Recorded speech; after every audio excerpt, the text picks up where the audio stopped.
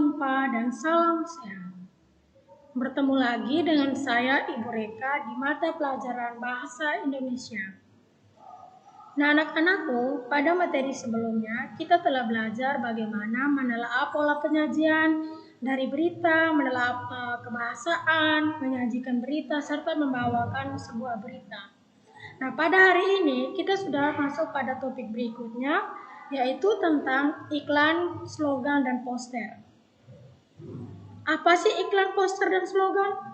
Mari kita belajar bersama-sama. Nah, anak-anakku, pada hari ini kita akan lebih mendalami tentang menelaah pola penyajian dan kebahasaan dari teks, iklan, slogan, dan poster. Pada hari ini, anak-anakku diharapkan mampu menelaah pola penyajian dan kebahasaan dari teks, iklan, slogan, dan poster. Nah, kita akan lebih mempelajari secara detail tentang pengertian, fungsi, ciri-ciri, tujuan, syarat-syarat, contoh, serta kaidah kebahasaan dari teks, iklan, poster, dan slogan. Paling pertama kita akan melihat apa itu iklan. Iklan sendiri adalah suatu bentuk informasi yang dilakukan oleh seseorang atau lembaga yang isinya berupa pesan yang menarik yang ditujukan kepada masyarakat. Nah, anak-anakku, apa kalian pernah menonton sebuah televisi? Di situ di saat selesainya sebuah sinetron akan ada yang namanya jeda atau iklan. Nah, di situ di mana para pembawa iklan itu mereka mempromosikan sebuah produk seperti contohnya makanan, sampo atau apa saja itu. Nah, itu yang dinamakan dengan iklan. Di situ di mana mereka tujuannya untuk menarik agar masyarakat bisa membeli produk yang mereka iklankan tersebut. Nah, kita lihat tujuan dari iklan sendiri adalah untuk membujuk sehingga mendorong masyarakat ramai untuk tertarik menggunakan jasa produk yang dijual. Nah, tadi itu sudah Ibu jelaskan. Nah, sekarang dalam membawakan sebuah iklan itu kita harus perhatikan dia punya ciri-cirinya serta cara membawanya. Jangan asal saja dalam membawanya. Bagaimana cara pembawaannya? Yaitu yang pertama, kalimatnya harus singkat, padat isinya. Yang paling penting itu menarik perhatian masyarakat. Dan yang terakhir, bersifat sugestif, menyadarkan dan mempengaruhi konsumen. Nah, anak-anak, itu Ibu menjelaskan sedikit tentang iklan. Selanjutnya kita masuk pada poster. Apa sih poster? Mari kita belajar bersama-sama. Nah, pengertian dari poster sendiri adalah suatu media publikasi yang di dalamnya terdapat teks, gambar, atau perpaduan keduanya.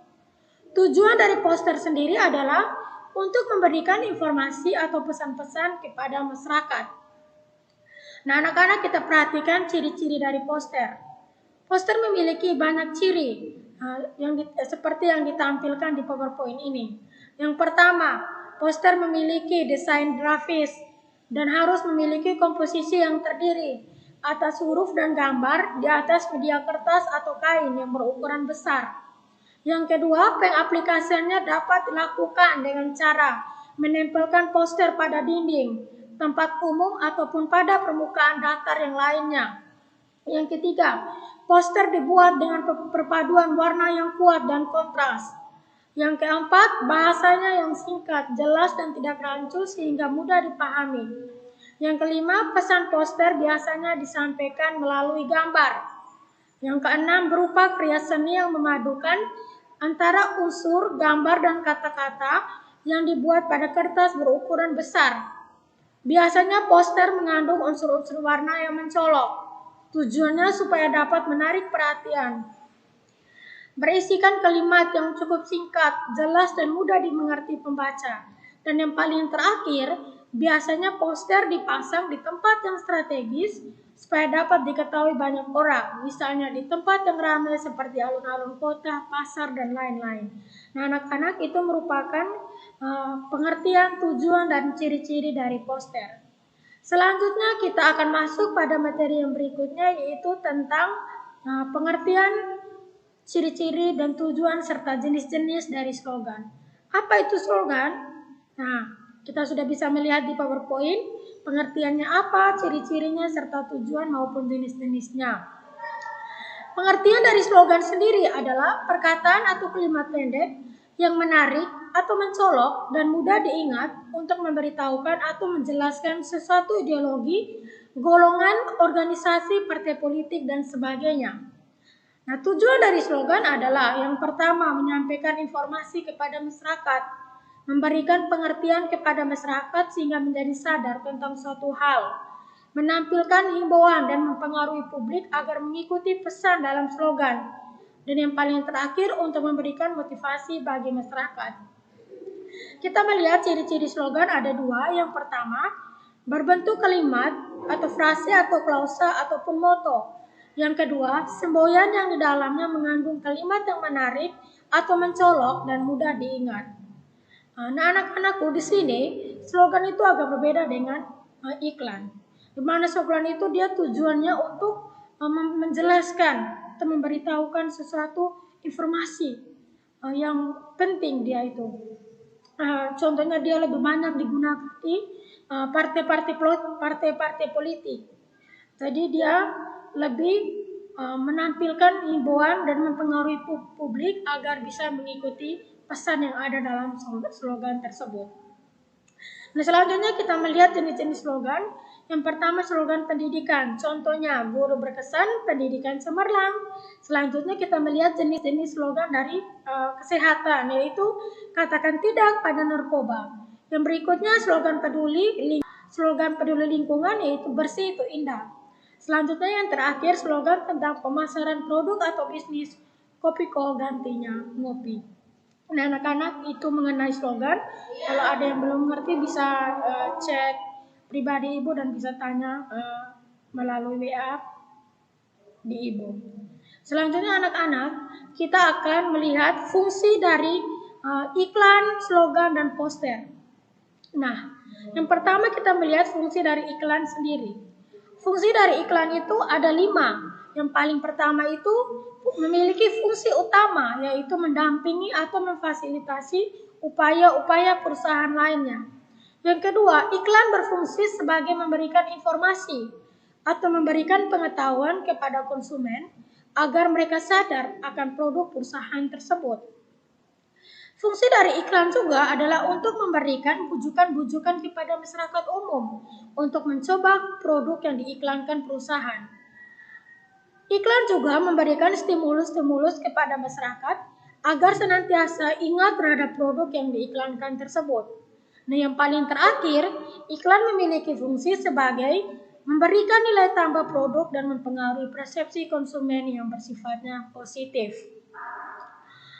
Kemudian kita akan melihat fungsi dari poster adalah sebagai berikut. Poster di sini sebagai media promosi dari informasi dan informasi dari zaman dahulu hingga sekarang. Poster sering digunakan sebagai media promosi dan digital lain. Namun, poster masih dianggap sebagai media promosi dan informasi yang sangat tepat. Selanjutnya kita melihat fungsi dari slogan. Slogan juga memiliki 5 fungsi. Yang paling pertama itu untuk mendidik masyarakat, untuk mencapai cita-cita, mempengaruhi orang untuk melakukan atau tidak melakukan sesuatu, melakukan propaganda politik, serta untuk memacu semangat atau memotivasi. Nah, anak-anakku sekilas tentang fungsi dari iklan, poster, dan slogan.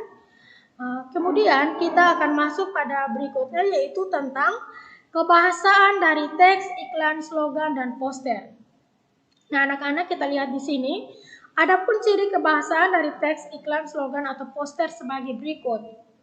Teks, iklan, slogan, atau poster dalam melihat ciri kebahasaannya itu, dia harus yang paling pertama itu dia menggunakan slogan. Artinya apa? Slogan sangat dibutuhkan dalam pembuatan iklan.